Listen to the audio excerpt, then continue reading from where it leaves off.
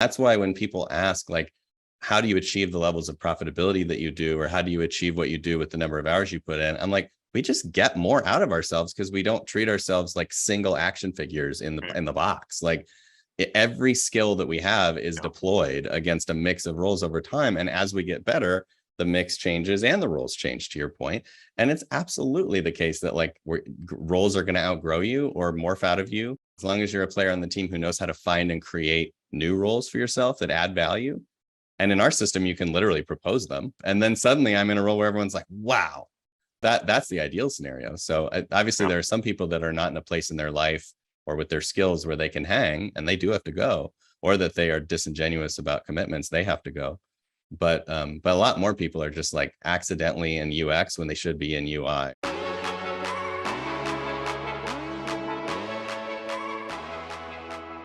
We've read your book. We've implemented a lot of the ideas. There's a lot that we liked about it in terms of it certainly aligned with a lot of the, at least we'll call it the more idealistic way of building a company. And so what I really want to talk to you about is we've started implementing a lot of these things, and where the rubber meets the road, there's a lot more friction and complexity than maybe one would hope for in doing this sort of thing. I think it's less about in some organizations, it's just like cultural resistance to change. People don't like change. Sure. That's not really the case for us. People actually really like the ideas. I think the biggest category that I wanted to get your thoughts on is the systems that we'll call it the API model, where each organization. Are you familiar with the many companies have these different types of organizations? Uber calls them platform teams and project teams. Sure. Are you familiar with that divide? And SpaceX has something similar where some organizations, like hypothetically, it might be the thermal team, which is they don't quite have enough work to just like be completely independent. Yep. But every piece of the puzzle has to check in with the thermal team to make sure their stuff doesn't melt. So they work more like a consultancy, and they have this API model like you describe in the book. But what we found is that works really well in a specific set of circumstances, and it seems highly dependent on people performing extremely well and being very responsive, because there's little to no accountability when one of those APIs or consultancies doesn't perform well. Right. Because like hypothetically, if the consultancy is accountable to me, but I don't really work with them, I'm not paying attention. Right. And so these other people are not getting what they need, and they get really demoralized, and they can't fire them. They can give them feedback, but they don't really have to listen. And so like the only way for them to get anything done is through this like what feels like this backdoor politicking of like whispering to the CEO to like get people in trouble, and that feels really bad. Totally. Whereas if they were on your team and they worked for you and they reported to you, you have much more authority and the ability to remedy that situation. So or even if they just are on your team.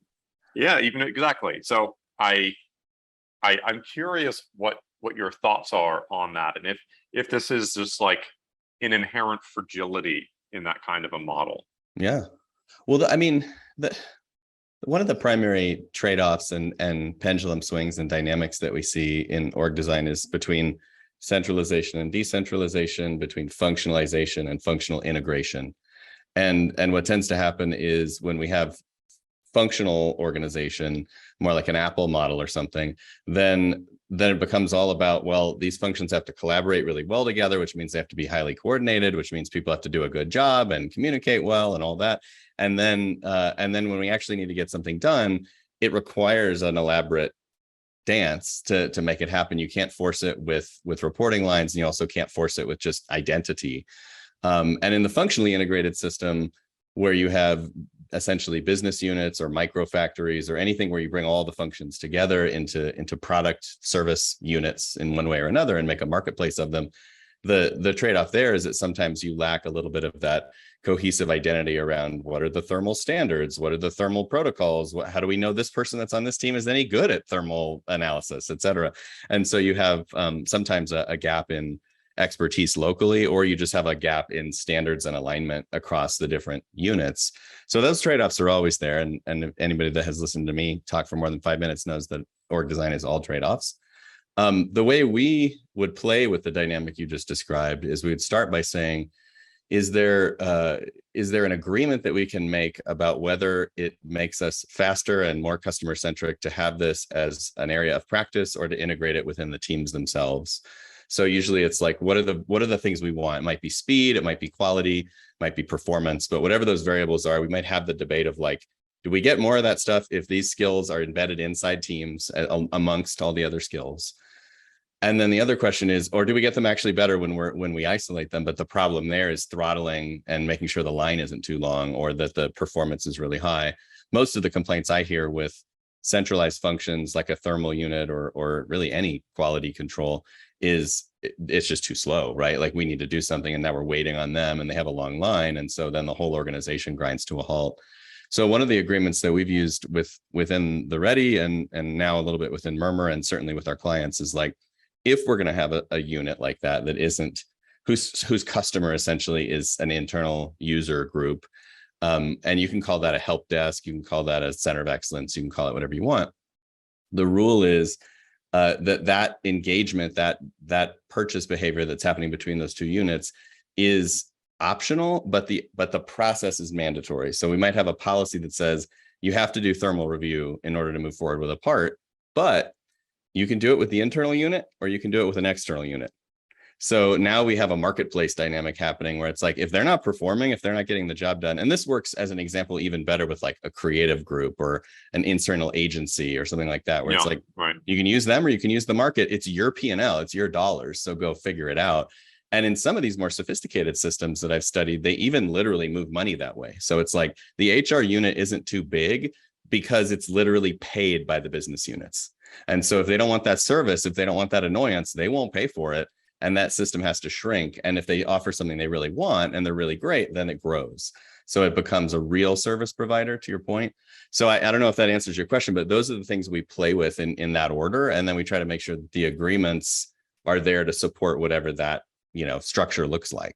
Yeah, that makes sense. It's interesting also in the like internal, external, the marketplace component is interesting because it's sort of like, they talk about this in why AWS has been so successful, which is right. If they open up their call center technology and nobody uses it, like not even Amazon uses it, right, that's a pretty good indication that their product is actually not as good as they think it is. Totally. So it's a painful but really powerful necessary. Signal. Yeah. Necessary. Yeah, totally. Because what you see over time is like any organization that's older than 10 years or bigger than 5,000 people, these functions take on a life of their own and they just get bigger. They never get smaller. And it's like, are they actually getting better every year? Or are they just getting bigger every year? So if we want to avoid that, we have to create the rules of the game early that essentially put market forces on those functions. Yeah, this idea ties into performance management. So we'll table the content. We'll table the content around like platform versus project team. We'll probably get back to it, but it seems to be a very common thing. I've actually been hosting dinners with a group of founders. I think I mentioned this, that are all similarly staged, usually 50 to 100 employees. It is shocking how identical all of the problems are. It's just like, it's so predictable. The types of problems at each stage of complexity. Yeah. And there's some, as you know, there's some fudge factor. It's like if it's 50 employees, if it's 70 employees when they hit this problem, but there are these very distinct phase changes of complexity. One of them that seems to be very common is around this stage. I was talking to Ale Resnick from who started Belong, and he was saying that 70 was the point where they hit these problems, where they had to implement performance management. And Like every company has some threshold where they realize that there's some missing piece and they have to fix it. We are there now. We need to figure out a good way of giving people more direct feedback. I think culturally we already have that. It just hasn't been institutionalized in a way in terms of a process, which I think is a problem. One of the other things that I'm thinking about now is we treat compensation data as confidential. I personally don't care, but like the fact that Bridgewater doesn't share compensation data and they share basically everything else, to me is an indication that there's probably a good reason for that. Of like the people who are taking it as far as you can take it haven't taken it that far. I don't actually know. Do you have a sense of why they don't make compensation data public when they make everything else? And public, I just mean internally available, not public externally. Sure. Yeah. I've spent some time there and talked to a few folks. I don't know that I've asked this question directly. My sense is that in their ecosystem, there's quite a big differential around pay based on the different levels of role and execution that can happen in that kind of a marketplace. And that there's a sense that might be disruptive rather than helpful.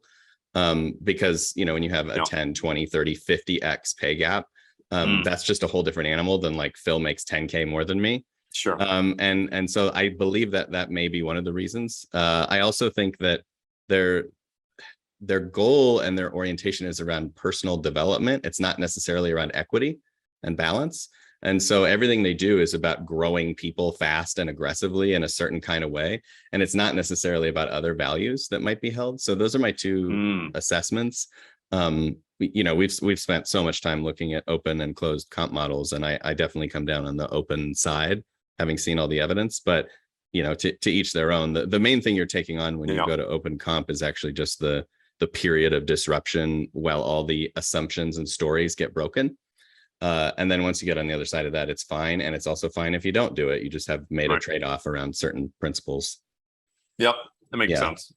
And so this ties into the second category, which I think we're currently wrestling with. When we have this conversation about do we make compensation data available to everyone at the company, the conclusion was like, I think I was the only person saying yes. And it wasn't like I actually cared. It was just like, yeah, sure, it's fine. And everyone else was a really firm no. And so it was not the hill I was willing to die on. To climb, yeah. And the second category, which we're wrestling with right now, is around performance management. Sure. Which is like, we've historically had things like one-on-ones, confidential. And like we share all of our recordings, all of our meetings are recorded, everything gets shared. Yeah, I've watched a lot of them. You've watched a lot of them, not a lot of our one-on-ones though. Some of them are, but most of them aren't. And people's performance is not made public. And so like we can take the Bridgewater example is a really interesting one of like, I think they call them baseball cards, where you get to see like, here's Aaron. His strengths are organizational design, project management. His weaknesses are he's a poor communicator. He's bad at this. He's bad at that. Sure. Like and you see it, like you see it and everyone else sees it. And like, who is performing well and who is underperforming. That's like people's status as a performer is visible to everyone and it's not a secret or a surprise. Right. And we haven't done that. We've kept it very confidential. And some of the people on our team use softer language of like, we don't want to damage people's reputations. We want to make sure they save face. We don't want to like create problems for them or disrupt their lives. But at the same time, like when that person departs and they depart for sort of ambiguous reasons, I'll give you a counterexample. So when I did a podcast with Mark Randolph, who started Netflix, one of the things that he said is people notice what you tolerate. Yeah.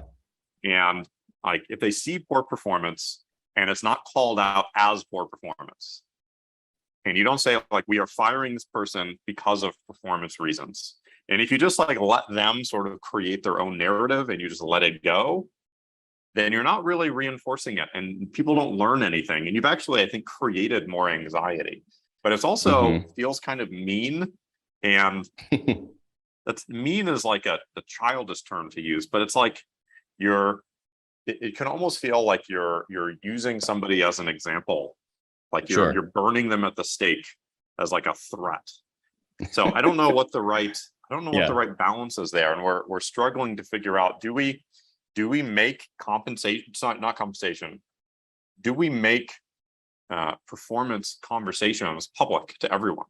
Do we make do we have a chart that says like Aaron is a high performer and Bob is a low performer, and that's just like visible to everyone on the team or not? I don't know what the right model is here. Yeah. I mean, in some ways, there's so much to say about this. You could do an entire podcast just on this question. The one thing that I have noticed throughout my career is that organizations love to do this thing of these people are top performers or high potential employees and these people aren't. And it's binary and it's very simple. And the top performers get to go to Hawaii and the other ones, get a performance plan.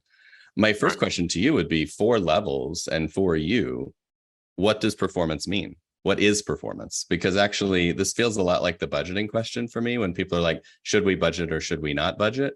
I'm like, what is budgeting? What are you actually trying to do with the word budgeting? And then let's talk about it. And in actuality, most people are trying to do 3 things with budgeting, not 1. And then you can talk about the right way to do each of those 3 things. I think the same story is true here, where it's like we use this catch-all phrase of performance management, but we then have to break it down. So how would you define performance? What does performance look like? I would say, so a piece of it is, this is one that we have not done as good a job with, is people should know where they stand.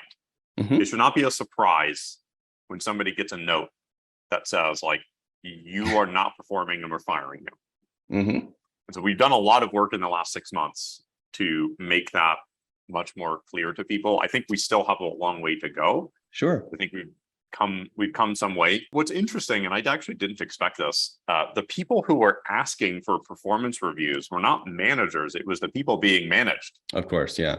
They want to know, like, am I doing well? It's like there's a subtext as well of like, am I going to be fired or not? Please let me know. And also, am I valuable as a person? And how do I feel about myself? Yeah, totally. We need to do better with that. So there's that people component. The way that I view performance is if you hire somebody with a set of expectations of what they will deliver, are they delivering against that or not? Are they reliable? Can you trust them to do things? Do they communicate? Do they match the culture? And like, we have had some people who really did not do the things that we thought that they were capable of when we hired them. Right. And in some organizations, those people just coast. Sure. I have this is going to be a mildly offensive statement, but I have a friend who works at an old large company, and he joined shortly after college, and he left. He left after a few years, very frustrated. He described it as baby boomer daycare. Yeah. Where it's just like, there's all these people, they don't really do anything. Right. Nobody knows. Move paper around. Yeah. They're just there. And the company is just like slowly dying and nobody seems to care. And so he left. But if somebody isn't paying attention, poor performers will become the entire organization, because people start to look around, and it really is not fair that those people are at the company being compensated in the same way when you have people who are at the same level with the same expectations who are delivering extremely high quality work. And so if you want to maintain a level of talent density, it's not just about finding really good people and retaining them and promoting them and doing all this. It's also, you have to remove people who are causing problems, who don't perform the way you want them to. So I think of it in several dimensions. Those are the 2 right now that I'm thinking about the most. That makes sense to me. And I have some similar dimensions. I mean, for me, first of all, performance is it to me is broad spectrum. So like if I have an expectation, I don't care if that's a principle level or a value level expectation or a mathematical expectation. It's still just, are you doing what you said you'd do? Are you doing what we said we'd do? Are you playing the game according to the rules that we play? And then are you able to deliver? So part of that to me is commitments and outcomes, which is like, what are you committing to? What outcomes do you need to deliver that you're bought into? And are you able to do that? And part of that is actually more about developing mastery. So like, what is the vector of your development, your skill development, your rate of improvement? All that stuff matters too, right? Because even if somebody can do what they say they can do, but they don't grow at all over 5 years, that's probably not a great sign. And it's gonna sort of stall out the culture in some way, shape, or form. What's weird about performance management to me is that it is a couple things. Number one, it generally tends to be unidirectional. So it's whatever this leader thinks about this individual is performance management. And in actuality, it's like performance is more of a team sport than an individual sport. There's very vanishingly few things that we do alone completely that result in actual business performance. Most of it is collaborative. And then once we are doing it, who decides what good looks like? And the classic example of this in my business in facilitation is someone who has a certain kind of identity and background and life story will say, this is how you should facilitate. You should be strong and vocal and loud, and you drive the room. And then someone will come in with a different background, a different identity, maybe a different, gender identity, color, skin, et cetera. Maybe they have a totally different style. And so it's like, oh, no, you're not performing as a facilitator because you don't facilitate the way I facilitate. But actually, maybe the audience is happy, right? And so a lot of it boils down to who do we ask? So a lot of performance for me is about reputation. And as much as possible, and we've struggled with this too in different periods of our history, but as much as possible, we've tried to build systems where reputation drives a lot of outcomes for people, how they're perceived by their peers, who wants to work with them, which clients want to work with them, at what level, how much demand on their time and existence there is. Like those social signals tell us a lot. Then there's the feedback component, which you were talking about, which is like people want to know how they're doing and they want that feedback and they want it for personal validation and they want it for career development and pathing, and they want to do it so they can not be scared that they're going to get fired. And so figuring out a way to make sure that the right people are getting feedback is critical. And again, not just feedback from one perspective, but from the perspectives that matter for performance in that role. So that really matters to me. And I think at the end of the day, what you're trying to do is stitch together a system where you don't have to do a once a year, one person top down performance review, but actually you have a set of agreements and a set of rituals and habits that are creating that clarity all the time. And then if something isn't working, there's a way to disrupt it. And so as an example, at the Ready, if you are not a good teammate or clients don't like working with you, eventually you're not going to be on a project. And when you're not on a project, we have an agreement that says if you're not on a project for a certain amount of time, we need to have a conversation. And so we let the marketplace decide, like, this isn't working. Let's talk about it. But by the same token, maybe you're killing it in the market and you're billing a lot, but people are not responding to what it means to work with you. They don't like, maybe you're an asshole, whatever it is. We also have an agreement that's called member review, where someone can say, hey, I propose that we review the membership of SAM.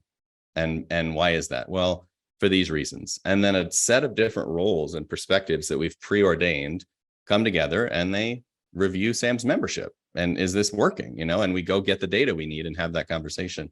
But both of those things are kind of organic and emergent. They're not happening on a schedule, and they're also not happening directed by me or by any other kind of figure who has power. They're just part of the rules of the game and how it works. And that's not perfect, to be honest. There are real trade-offs in that.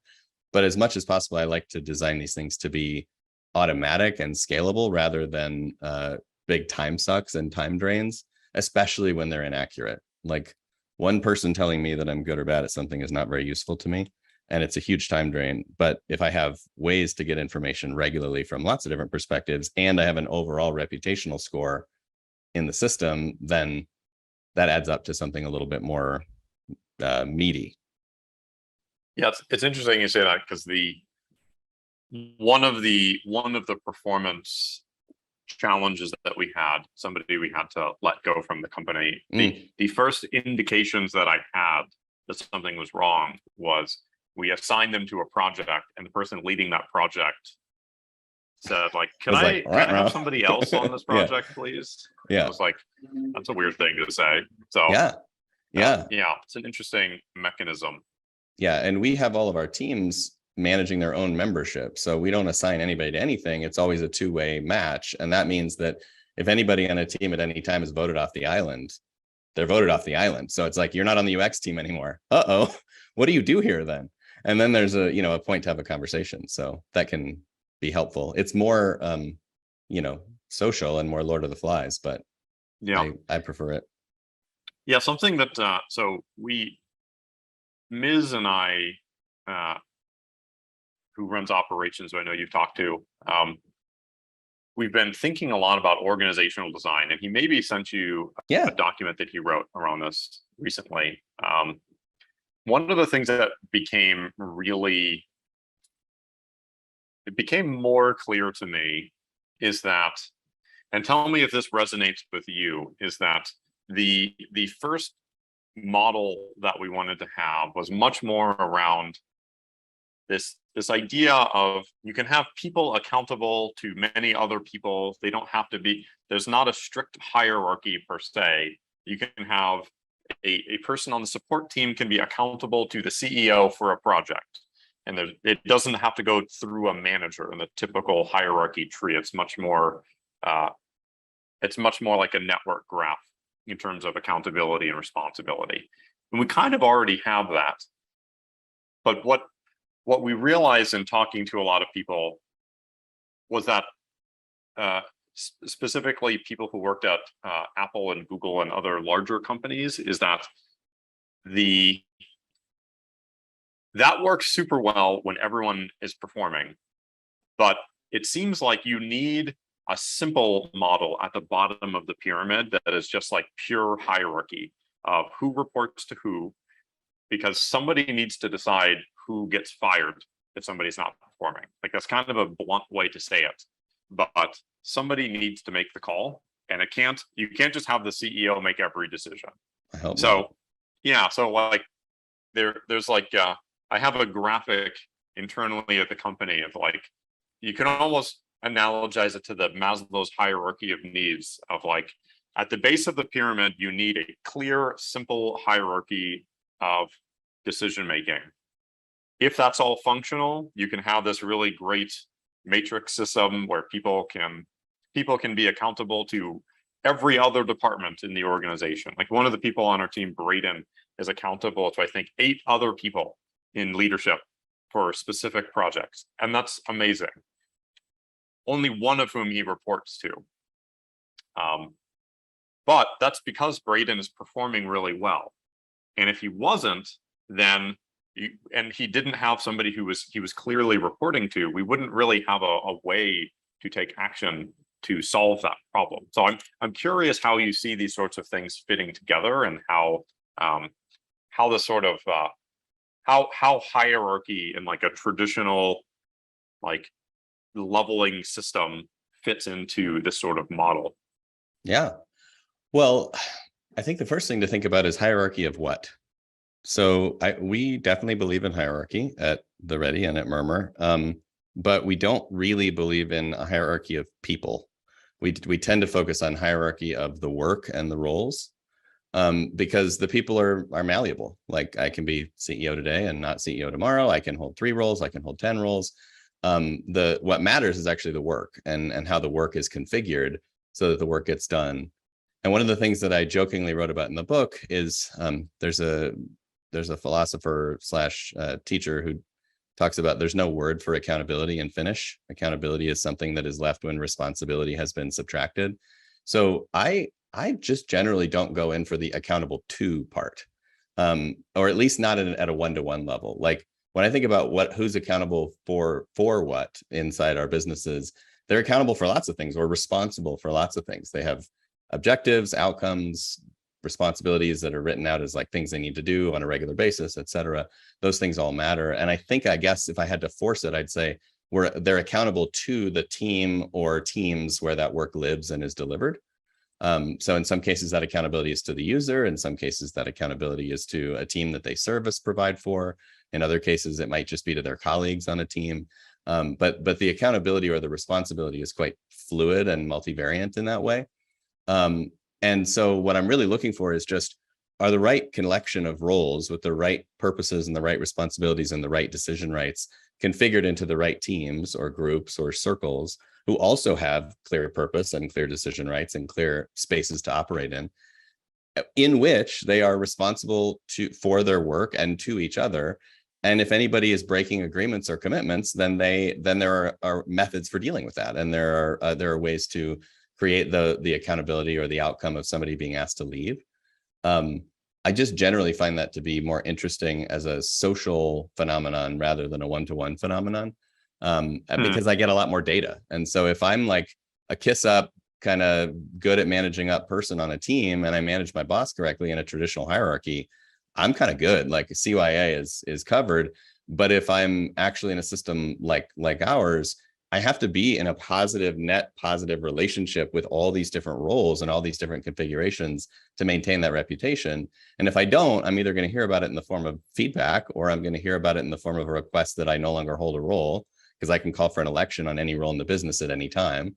Like there's going to be a consequence, a real consequence, but it's not going to come from one person. It might come from a place that we don't expect. And if there's a disagreement about how I'm showing up or what I'm delivering, et cetera, maybe that's an occasion for the whole team to update the agreement about that role, or update the expectation around the outcome, or mix up or change the way we're approaching it. Maybe no one is to blame here. It's just a systems problem.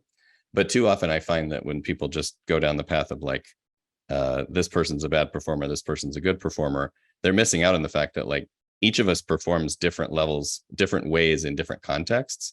And so in the beginning of the pod, you said, Aaron, you're good at this, but you're disorganized.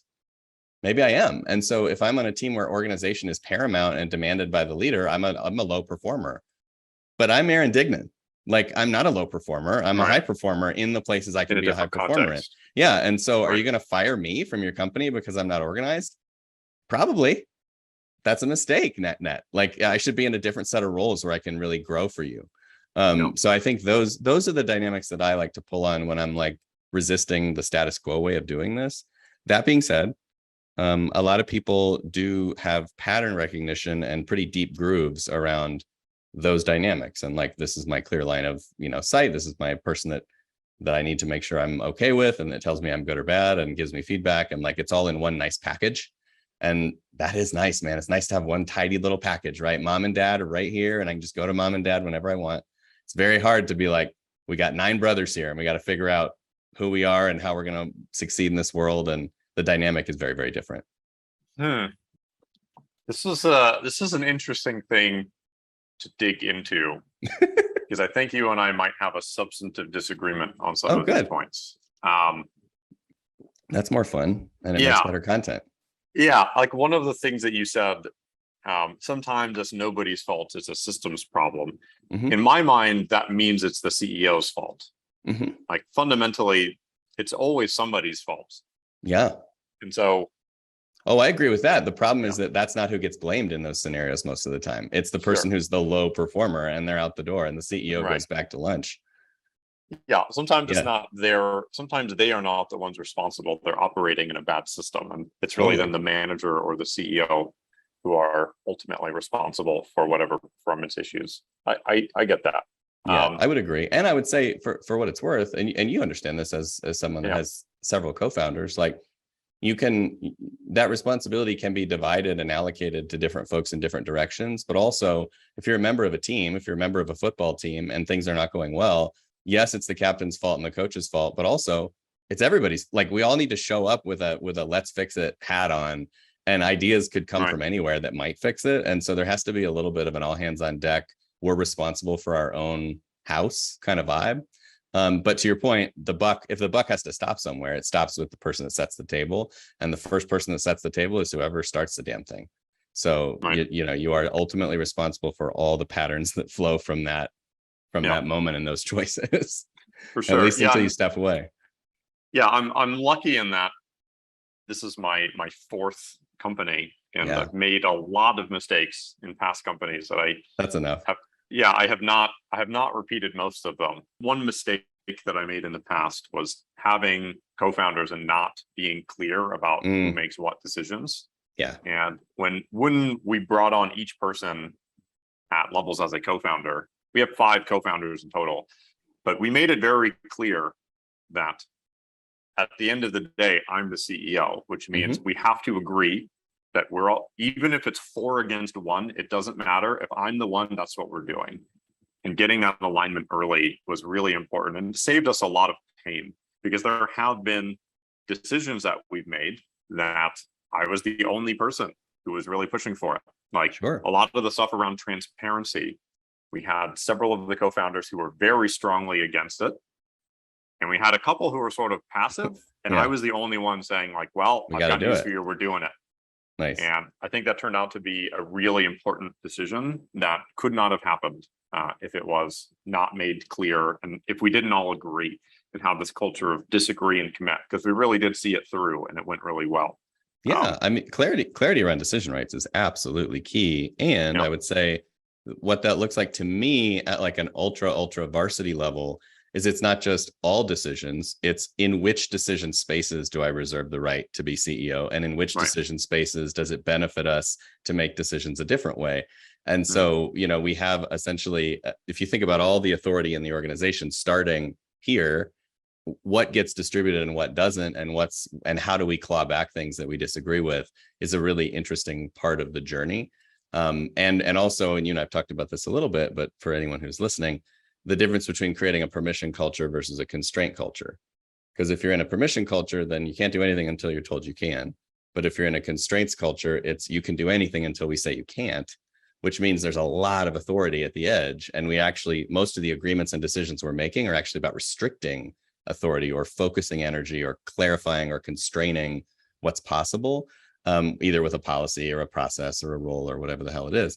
That's a very different motion than folks are used to. And so it's like clarity, number one. And then number two, actually getting into the subtlety of like clarity about which kinds of decisions and what are the best ways to make those decisions. And, if you're trying to guess the weight of a cow, Sam's guess is not the best way to do that. Best way to do that is to average out all the guesses. If you're trying to figure out how to get out of a burning house, listen to Sam, because that's a Sure. totally different context. It's a chaos context. So we do a lot of work with the Cynefin framework to look at like which of our decisions are complicated, complex, simple, chaotic, disordered, and then what does that mean for where and how they should be made. Yeah, interesting. So I want to dig into one of the comments that you just made of Yeah, like the CEO ultimately being responsible for the decisions, but coming up with some decisions that you give to people who are not the CEO, which obviously that is how organizations scale. Like totally. in my own, I wrote a memo on decision making, and like for me, the definition of leadership is people who have been entrusted with decision making authority of something as strategically important. Yeah. Like it is scaling an org and building leadership is really just the transfer of decision making authority. That said, there's still a clear single line of accountability for every decision, ultimately to the CEO. Mm-hmm. And I'll give you some counter examples. Yeah. Where I have seen these things be extremely toxic. I have, so one example, we'll use the board as like the people who can make decisions that are not the CEO. Sure. And I know one company in particular where they've been performing really well, but the CEO has these 2 executives who are just really bad. They are incredibly culturally toxic. They gossip a lot. They create all kinds of problems. But they have this really cozy relationship with the board, and he needs board approval to fire them, and he can't. He's tried, and they won't let him. And like having some sort of like approval rights, I am a believer that the board should only have one responsibility, which is, do you fire the CEO or not? Right. Like if you believe that they are making the right choices, then like leave it alone. Otherwise, you should fire the CEO if you don't trust their decision making. I think that's totally reasonable. All of this other stuff of like boards taking control from the CEO and like micromanaging their decisions. Yeah. I cannot think of an example where this has been a good thing. But like this is one of those things where it's like hypothetically, I'm trying to understand the model that you're presenting. Yeah. Of like, we agree that our head of growth should make decisions related to X, which we obviously do Right. that right now. But ultimately, he's accountable to me for that decision, and I can tell him whether or not we're going to do the thing. And it's like, I think he's going to say with his group, they're going to come up with a proposal. And ideally, my role is just to say, thumbs up, let's do that. But he doesn't have independent authority. All decisions, in my understanding of decision-making frameworks, all decisions have a single line of accountability to the CEO. Is that a misunderstanding, or is that a different framework for how you think about it? It's a different and very acceptable framework. I mean, there's nothing wrong with that. But it's definitely different than the way we tend to look at it and advise around it. In some contexts, that can be really helpful. So I'm not even saying it's a bad or a good thing. Yeah. But what I would say is this: the way I think about, first of all, the board situation is really easy to clear up. We want to put decision rights where the context is greatest. So having people that are one day a month or one day a quarter looking at the business, making a decision about who I work with as a CEO, F that. Like, that is not even close to our philosophy. I agree. They essentially exist to do two things in my mind. One is to essentially bring different perspectives to bear, societal, economic, social perspectives around our purpose and how we're manifesting that purpose in the world, and picking somebody to set up the table. So we're right on the same page about that. Where I think we have a slight difference in approach or style is that I look at the decisions that each successive team, whether it be the leadership team, the CEO, the board, whatever, every successive team all the way down, what the decisions they're actually making are decisions directly related to what they're doing, and then decisions about which decision spaces and purpose spaces they're carving out for other teams to operate within. And so it's more like a two-step accountability than a one-step. So you're talking about, they make a decision, they bring it to you, you don't like it, you change it. That's like direct connection. The way I think of it is, I've given the studio circle, along with my other leadership team members, and what we call our source circle, we've given the studio circle that produces all our content a purpose around building the brand through content, and some authority and decision rights around what we produce and where we produce it and where we send it and all that shit, and even a budget around how much to spend. Once we do that in our model, I do not have the right to interrupt or disrupt that process, except by changing that charter or who fills that role of stewarding that circle. So I can be like, I don't like the last 3 decisions that y'all have made. I'm going to make a proposal that we re-elect a new steward for that team. Or I can say, I don't like the last 3 decisions y'all have made, so I'm going to propose that we change the charter for that team. But I can't just go in and interrupt a decision in flight. It's the design, it's the blueprint of the organization that we actually have direct authority and accountability over. The executional reality is one step removed. And there are trade-offs there. And the trade-off we like about that is the level of ownership, intensity, stewardship that we see from people when they can't be interrupted and when they're fully accountable for the result and the outcome. There's no like, well, I checked with whoever. We like that. The trade-off is that sometimes stuff happens that we don't like. Okay. Yeah. It sounds like we're not as far off as maybe I thought with the difference in language that we were using. Yeah. Okay. So tying into some of the specific language that you just used, which is, I've given them the authority, which means that you can then take away the authority if something goes wrong. But the whole point of giving them authority is because you trust them to make the decisions. And so it's not that you're giving them the authority because you have that trust, and they will come to you with some suggestions of what they want to do. I can tell you 9 out of 10 times, because we have the right people in the right roles, people will come to me with a proposal. It's like, hey, all right, we just finished our content strategy. Here's what we're thinking. And I might have like a couple of things to add that maybe they don't know because of context in different parts of the company. But usually I just go like, that looks good. And then that's it. And then they execute completely independently. And we, for the only subtleties I would add is, first of all, nobody comes to me with anything, because they're doing it, they're executing. So I'll see it, basically, I'll find out about it. But we do have what we call an advice process. And so if somebody's making a decision that they feel a little over their skis about, or a little underskilled, or they just want context and support, they can choose the right roles within the system to get advice from. And that might even include me or Rodney or one of the other people that have been here a long time. But that advice does not come with strings. So if somebody comes to me and is like, should I spend 100 grand on this quarter from the Revolutionary War? And I'm like, no. And they do it, they're not fired for not doing what I said. It's just like, I told you, and now have you learned something? And like, can we put this into practice in the next time?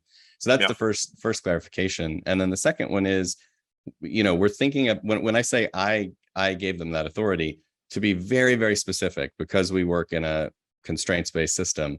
What we actually did is the leadership team, the source circle, which is mostly made of elected members, by the way, it's a very democratic team, but it's a team with power, concentrated authority about making our content into that group of people before anyone could make content, any content they want at any price. And we actually concentrated that authority and said, no one else can make these sorts of decisions now because we're focusing it into this team. And that was a consent-based decision with up to 10 or 11 other people. So it was not just me. The places that I make decisions that would be considered more of like a small, just me or almost just me, would be at the board level, where Rodney and I hold the only 2 board seats. And there we do make fundamental decisions about the structure of the company and how we build it and what the rules of the game are, with just the 2 of us, still with consent. But it really acts, a lot more like a board. And so, yeah, it's turtles all the way down, but that's the way we do it. Interesting. Yeah. There's definitely, I still feel like there's misalignment, but there are so many things that are similar. I'm trying to parse apart some of these things. I think it's just about what you want to prioritize, and also what I think the context matters. I think what kind of work you're doing at what timetable, with what expectations, with what level of complexity and lack of clarity, like all those things count for a lot. But ultimately it does boil down to principles in action. Yeah, like I think about a lot of these things come down to simple decision-making models like a racing matrix, right? Mm-hmm. And I think we put together a lot of thoughts around how we thought decisions should be made, and it ended up basically reinventing the wheel of a racing matrix. Mm-hmm. And the R of a responsible is basically what we have as a concept of a DRI, which is a pretty common thing around a directly responsible individual. They are the ones who are ultimately responsible for the outcome of a project. No matter what happens, they are the ones on the hook. Okay. Cross-functionally. The accountable person is who you're accountable to. Eventually, there is like the bottom of that stack is the CEO. And so you might be accountable to the CEO, or you might be accountable to the person running growth, who is then accountable to the CEO for whatever it is. And the goal is to push those responsibilities to the edge of the system as much as possible, as opposed to concentrating decision-making authority in the CEO or in a very narrow set of people. We want to push that out as far as possible. Consulted is one that this is where I think a lot of companies get tripped up, which is in many organizations, people who are consulted have veto power over the project. And that's where a lot of these organizations get tripped up. Where, no kidding. Yeah, you end up with like this 1/n² problem of decision making, where it's like you end up with 25 consultants, and the odds that project is going to get completed is effectively 0. Yep. So like we make it very clear, very much in the same way that you're describing, of like, if you want to spend $100,000 on a marketing project, like don't ask me for permission, but like you can ask people if they think it's a good idea, and some will say yes, some will say no. But where I wonder where I feel like there's maybe a gap in the way that we're describing these things is you have this group that assigns a person to solve a problem, but the accountability model that I'm describing is there's a step before that, which is you have to align on what the problem is, and that person has to agree to it. So like they will say, here's what I think growth should do for the next 12 months. And then I say like, great, you should do that, and you're accountable to me for that thing. Whether it's to me or whether it's to like a group of people, it doesn't matter. But it's like, we have now agreed that you're going to do the thing. Now you can go operate independently. Does that make sense? Yeah. The accountability model seems very similar, but we seem to be using very different language to describe it. Yeah, and also I think different mechanisms to accomplish the same goals. So where, first of all, I think the RACI model is generally kind of dumb. I think responsible and accountable, if you look them up in the dictionary, literally use each other's word in their definition. So it's like, what the fuck does that mean? But at the end of the day, what we're talking about is who's on the hook to actually do it and make it happen. For us, that's always one role or one team. So that's clear. If we're wondering who is responsible if it doesn't go well, like who needs to fix it, it's pretty easy to just say, well, is the role in a team or a circle? Great, then it's their problem. Is that nested in a super circle? Great, then it's their problem. Like, it's very clear always where the work lives in the hierarchy of work. So if something is going haywire in our growth team, we're going to hear about it in the source team, and then we're going to have to be ultimately responsible for fixing it. And if that doesn't happen, then the board's going to hear about it and be responsible. So that's very similar, but we don't feel the need to write that down for every freaking project we do or every role we create. It's obvious because the structure is transparent and intuitive.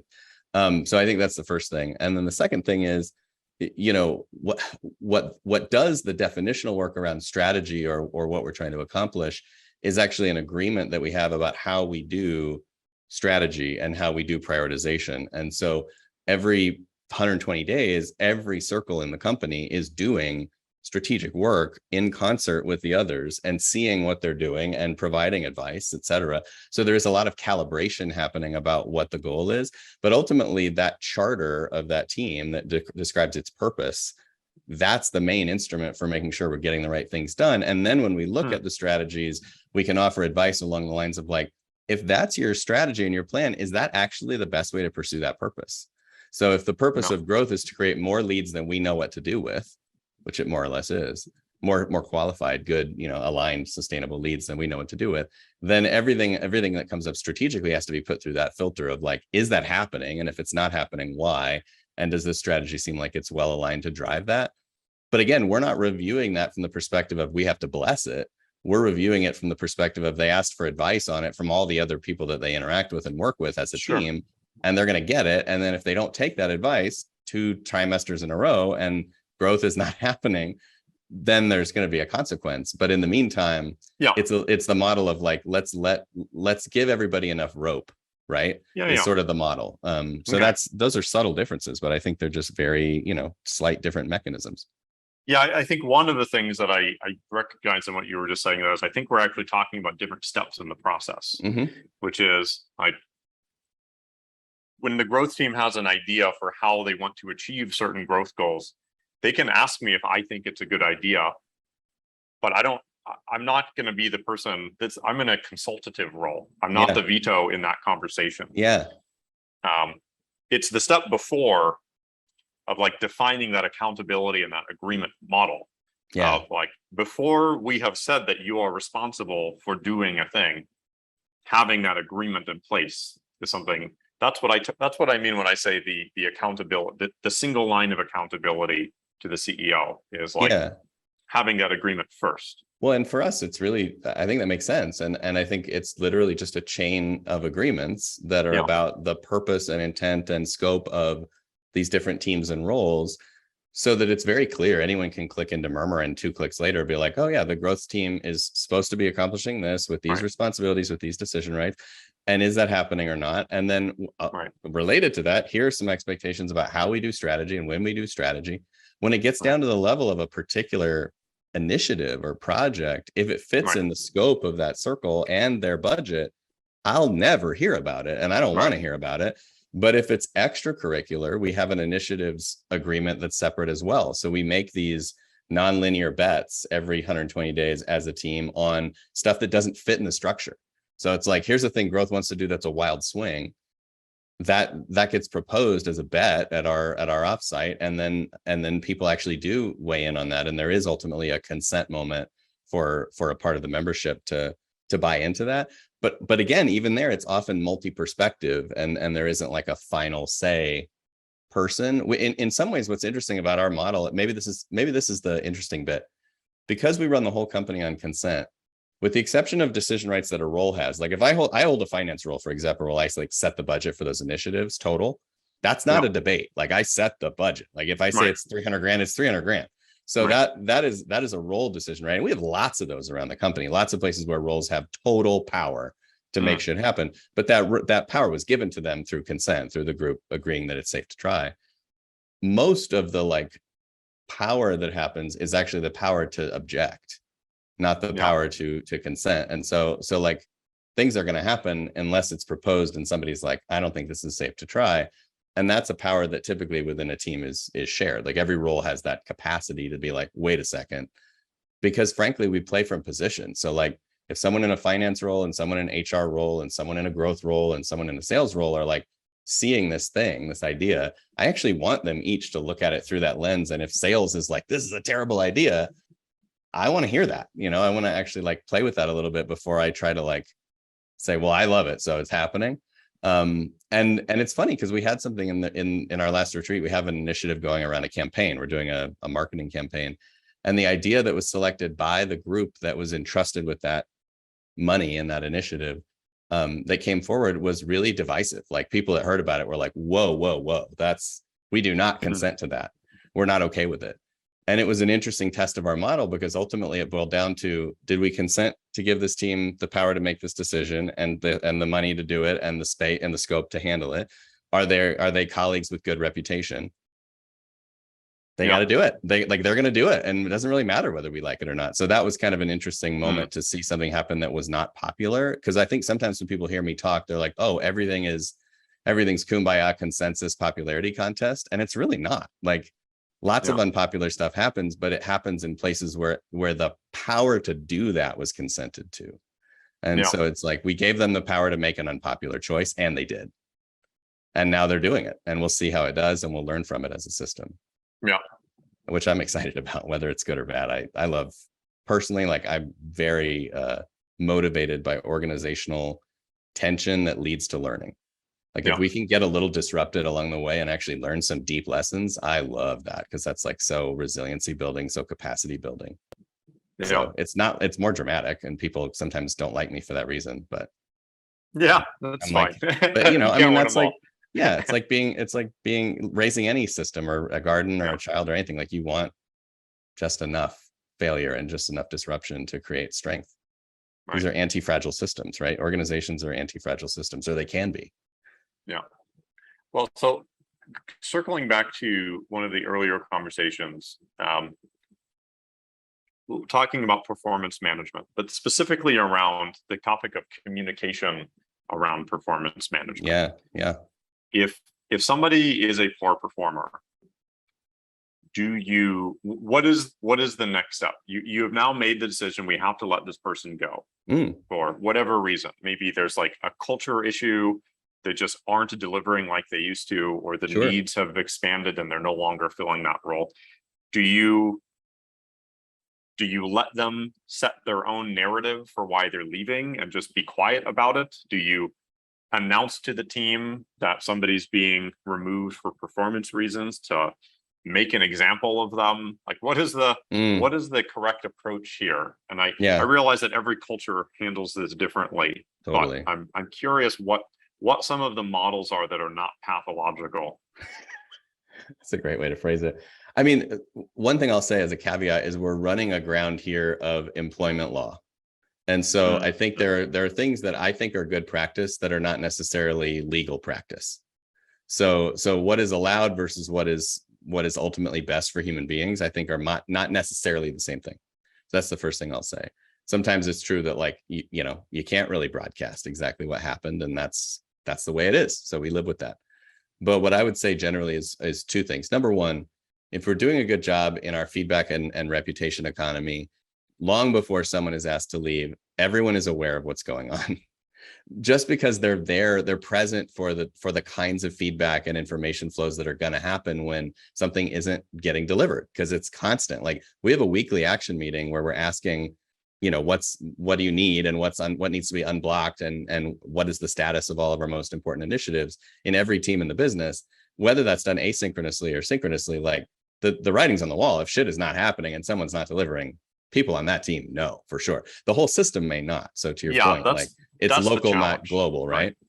The second thing is once we've kind of come to that conclusion or things are starting to get clearer, there's probably a conversation that's not a formal conversation happening with that person maybe with an elected leader or steward of their team, maybe with a formal leader in another model, whatever the case may be, where the conversation is like, hey, this probably isn't working out, right? Like, are we going to go one more round at this, or do you want to kind of set an agenda for yourself?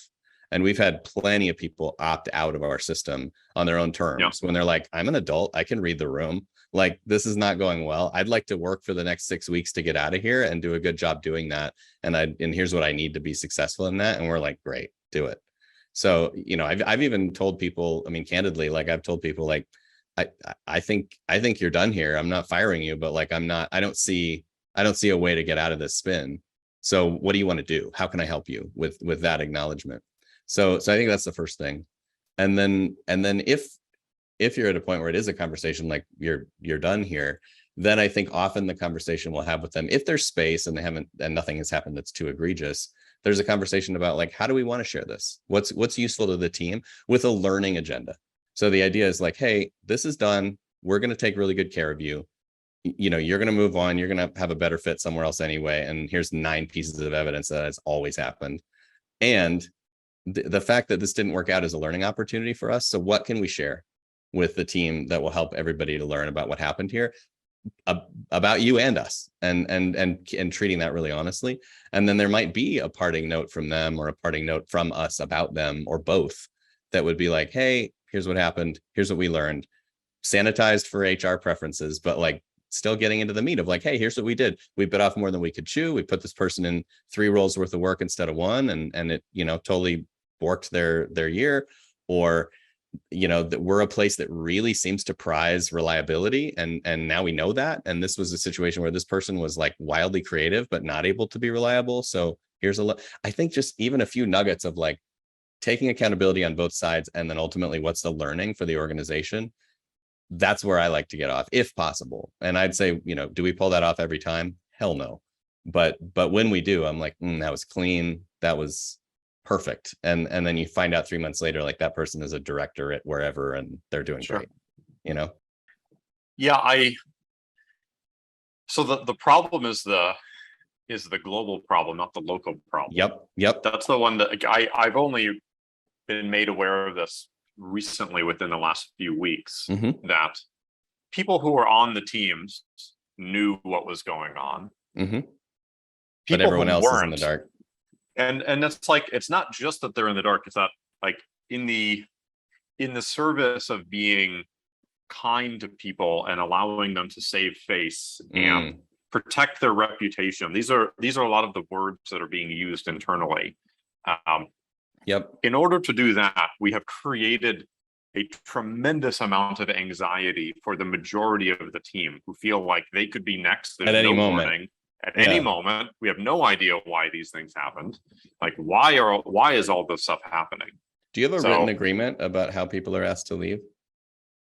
No, and I think we should. I sent a note about that very recently to the team. It's a huge boon, because then that uncertainty goes away. If you basically stand up as the CEO and you're like, this is the agreement that the leadership team came up with for how people are asked to step away. We follow this every time to the letter. It has caveats for harassment and instant firing and all those things that need to be in there. But like, if you're not doing that, this is how it works. Then everybody can breathe and be like, well, nobody's put me through step 1 of that.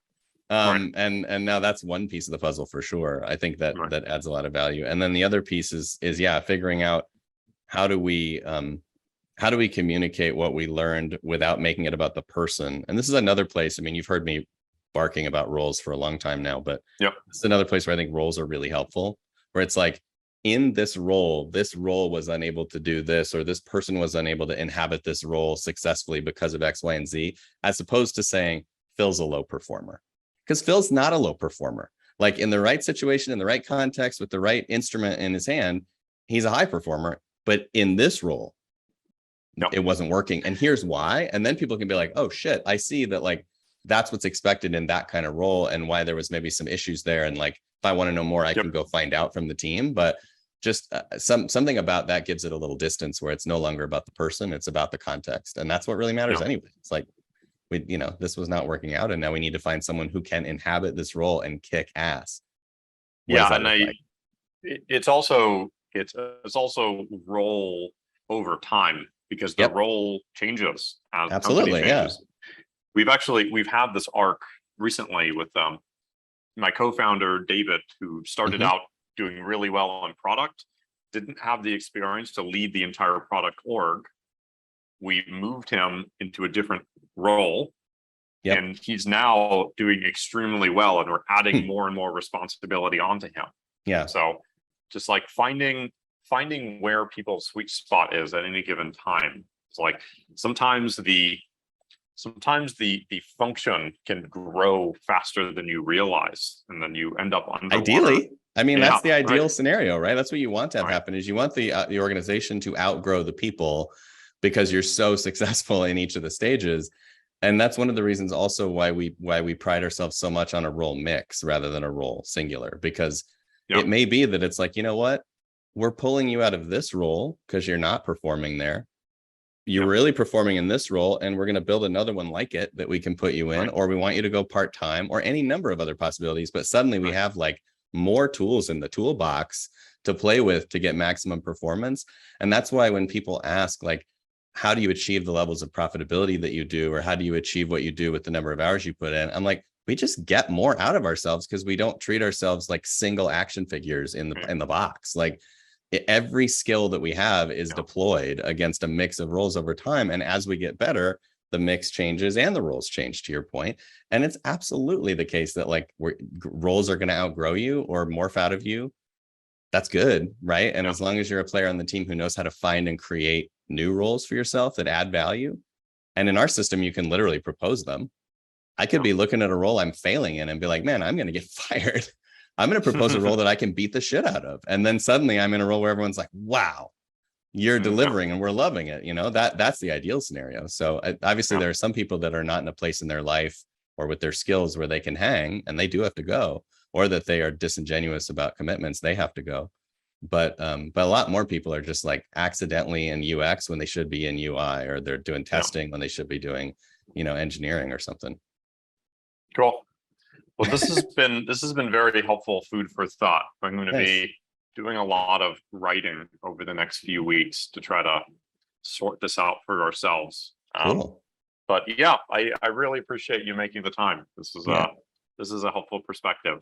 Likewise, yeah, it's useful for me too, because as we build Murmur, I'm having to learn how to communicate and build around these different perspectives and compromises and priorities and trade-offs. And it's like, doesn't do anybody any good to have a tool that is so principled that nobody can use it. Yeah. At the same time, I want to offer some of the juice for the squeeze here to the broadest number of people. So every conversation like this is really useful to me. The language that you use around an operating system is very interesting. And I think sometimes just knowing what agreements you should have is really helpful. Like my friend Zach Goldberg is writing a book on like running technology and engineering teams as a CTO. He wants to be like what's that guy's name who wrote The Great CEO Within? Matt Mockery, I think is his name, something like that. He wants to make the same book but for CTOs. Okay, like one of the things I really got out of Zach's book was saying that making it clear what the process is for firing somebody actually reduces anxiety. Because people know it's like, well, as long as if I don't have a PIP in front of me, it means I'm not going to suddenly be fired without warning. Right. So like just having that at least lets people know that they don't have to be on edge all the time. And I hadn't really thought of that before, but you mentioned something very similar, and that makes me think that we really need to do something similar. Yeah, I can't say that enough, which is like clarity, clarity, clarity, clarity, clarity. Like, what is the shortest, simplest way to have clarity about anything that is debatable, emotional, scary, frustrating, any of that? Like, that is the name of the game, and the shorter and sweeter they are, the better. But then people are just like, I know, I don't have to guess. I don't have to like read Sam's face in the meeting. Right. It's just like, this is how we play the game. So yeah, I think at the end of the day, most of what I do is just teach people Monopoly. Yeah. Like, got to have a rule book.